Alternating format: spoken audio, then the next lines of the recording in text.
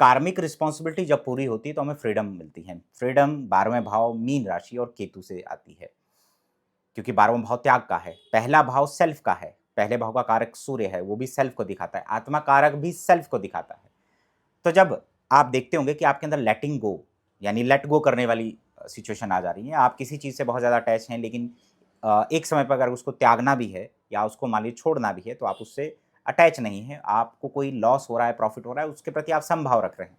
आपके जीवन में बहुत सारे लोग आ रहे हैं और आपको छोड़ जा रहे हैं, लेकिन आपको कोई एक्सपेक्टेशंस नहीं है, आपको कोई फ़र्क नहीं पड़ता है। आप बहुत जल्दी किसी की मृत्यु होगी, आपके आस-पास या आपके किसी बहुत करीब व्यक्ति की, और आपके अंदर बहुत जल्दी आप उससे बाहर निकल के आ जाते हैं। तो कहीं न कहीं आप अपने कार्मिक साइकिल को पूरा करने की क्षमता रखते हैं। आपके चार्ट के अंदर ऐसे कॉम्बिनेशन मौजूद हैं, जो आपको ये सब स्ट्रेंथ दे रहे हैं। तो त्याग देना, छोड़ देना, एक्सपेक्टेशंस ना रखना, ये एब्सोल्यूट फ्रीडम देता है। 12वां भाव मीन राशि से जो पंचम पड़ता है, वो चौथा भाव है इनर पीस। फ्रीडम कहीं न कहीं इनर पीस लेके आती है, और कार्मिक रिस्पॉन्सिबिलिटी जितना डिस्चार्ज करते हैं, उतना हमें फ्रीडम मिलता है।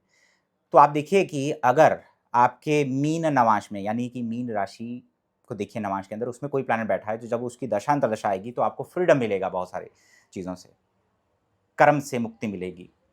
ठीक है? स्पेशली अगर आपका लगन लॉर्ड या 10th लॉर्ड बैठा हुआ है, शनि बैठा हुआ है, केतु बैठा हुआ है, तो आपके साथ ऐसा होगा। वो फ्रीडम किसी भी प्रकार की हो सकती है, रिलेशनशिप से, जॉब से, हो सकता है आप नौकरी कर रहे हो, अब आप बिज़नेस में आ गए। ठीक है? इस प्रकार की फ्रीडम।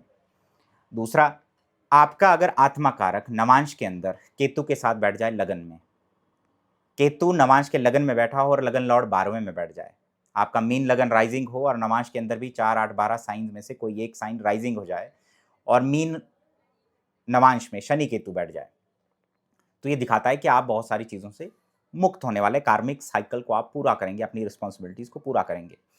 सूर्य जो सेल्फ का कारक है, आप देखिए कि अगर वो नवांश में केतु के साथ बैठा हो, 12वें भाव में बैठा हो, मीन नवांश में बैठा हुआ है, या सैटर्न केतु लियो नवांश के अंदर है, तो भी आपको बहुत सारी चीज़ों से जो मैं की भावना है, क्योंकि मैं की भावना सूर्य देता है, लगन देता है। तो लगन लॉर्ड का 12वें भाव में जाना, ये भी दिखाता है कि आप बहुत सारी चीज़ों को त्याग त्याग सकते हैं, त्यागने की प्रवृत्ति आपके अंदर आएगी।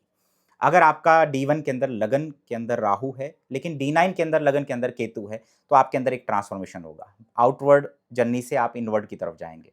धीरे-धीरे ये व्यक्ति के अंदर लेट गो की सिचुएशन, लेट गो का एक इंटेंशन और प्रवृत्ति आ जाएगी।